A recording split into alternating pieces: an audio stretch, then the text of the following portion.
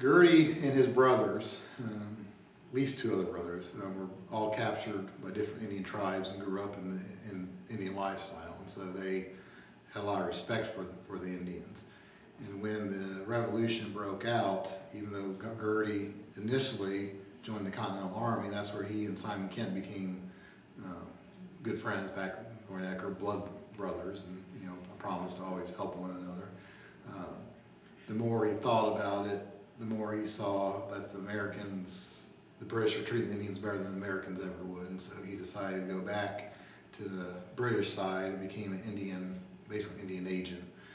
And so the other settlers saw that as being traitors, although if you really look at it, it was, the colonists were the ones that were the traitors to Great Britain. And so yeah, it was, there hasn't been a lot written about Girty. There was one book written several years ago, and even with that, they tried to portray him not as being as bad as what he was portrayed when it all happened. He's, of all the people in this area of the country, he probably had the worst reputation. And one reason was